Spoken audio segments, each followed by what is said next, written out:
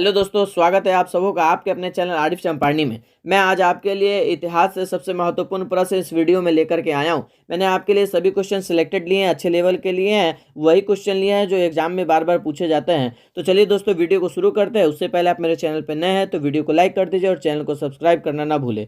तो दोस्तों, सबसे पहला जो हमारा प्रश्न है, सर्वप्रथम भारत को इंडिया नाम से किसने संबोधित किया था?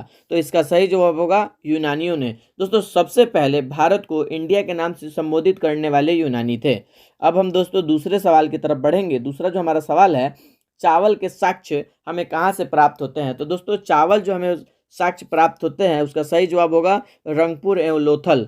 रंगपुर एवं लोथल से हमें चावल के साक्ष्य प्राप्त होते हैं। इससे यह पता चलता है कि वहाँ लोग चावल का इस्तेमाल करते थे। दोस्तों, तीसरे प्रश्न की तरफ हम बढ़ेंगे। तीसरा जो हमारा प्रश्न है, वर्धन वंश की राजधानी क्या थी? तो इसका सही जवाब होगा थानेश्वर। वर्धन वंश की राजधानी थानेश्वर।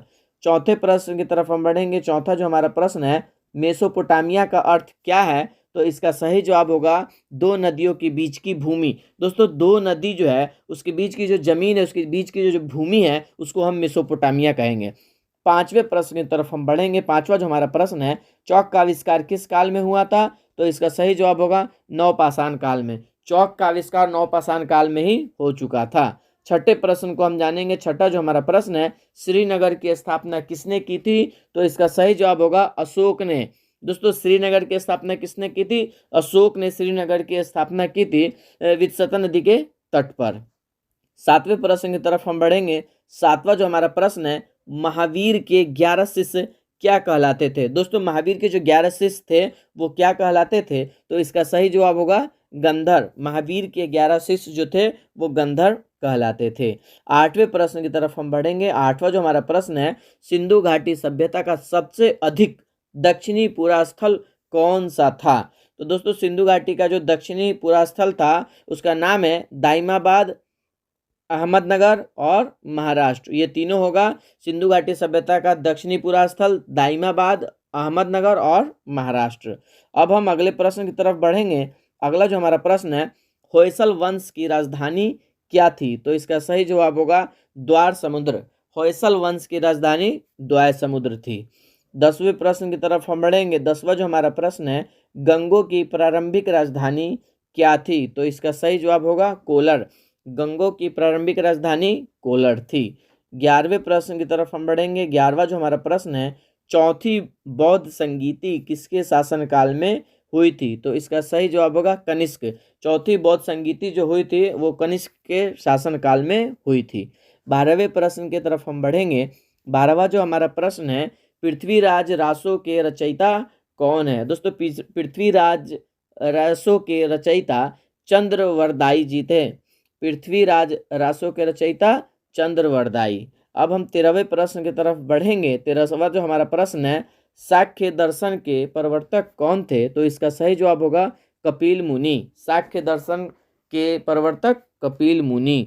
14वें प्रश्न की तरफ हम बढ़ेंगे। 14वां जो हमारा प्रश्न है, चीनी यात्री हेनसोंग भारत कब आया था? दोस्तों, ये एग्जाम के पॉइंट ऑफ व्यू से बहुत ही महत्वपूर्ण प्रश्न है। लगभग सभी एग्जामों में ये क्वेश्चन पूछा ही जाता है, इसलिए हमें इसे बिल्कुल ही याद कर लेना है। चीनी यात्री हेनसोंग भारत कब आए थे? तो इसका सही जवाब होगा 630 ईस्वी से 644 ईस्वी के बीच में। 630 ईस्वी से 644 ईस्वी के बीच में चीनी यात्री हेनसोंग भारत आए थे। अब हम 15वें प्रश्न की तरफ बढ़ेंगे। 15वां जो हमारा प्रश्न है, समुद्रगुप्त का उत्तराधिकार कौन था? तो इसका सही जवाब होगा चंद्रगुप्त द्वितीय, जिनका नाम था विक्रमादित्य। दोस्तों, समुद्रगुप्त का उत्तराधिकार चंद्रगुप्त द्वितीय बने, जिनका नाम था विक्रमादित्य। अब हम 16वें प्रश्न की तरफ बढ़ेंगे। 16वां जो हमारा प्रश्न है, जैन धर्म के दो संप्रदाय कौन कौन से थे? तो इसका सही जवाब होगा श्वेतांबर और दिगंबर। दोस्तों, ये भी क्वेश्चन जो है एग्जाम से रिलेटेड है, बहुत ही महत्वपूर्ण है, इसको हम जान लेंगे। जैन धर्म के जो दो संप्रदाय थे वो कौन कौन से थे? तो पहला है श्वेतांबर और दूसरा है दिगंबर। अब हम 17वें प्रश्न की तरफ बढ़ेंगे। 17वां जो हमारा प्रश्न है, आग का आविष्कार किस काल में हुआ था? दोस्तों, आग जो आविष्कार हुआ वो किस काल में हुआ? इसका सही जवाब होगा पूरा पाषाण काल में। आग आजकल जो हम देखते हैं इसका भी आविष्कार हुआ था, और ये कब हुआ था? तो पूरा पाषाण काल में इसका आविष्कार हुआ था। अब हम 18वें प्रश्न की तरफ बढ़ेंगे। 18वां जो हमारा प्रश्न है, सिंधु घाटी सभ्यता का सबसे अधिक पूर्वी पुरास्थल कौन सा था? दोस्तों हमने क्वेश्चन में आगे दक्षिणी जाना था, अब इसमें पूर्वी पुरास्थल जानेंगे। तो इसका सही जवाब होगा आलमगीरपुर, मेरठ, उत्तर प्रदेश। सिंधु घाटी सभ्यता का सबसे अधिक पूर्वी पुरास्थल जो है आलमगीरपुर है, मेरठ है और मेरठ के अंदर ही उत्तर प्रदेश है।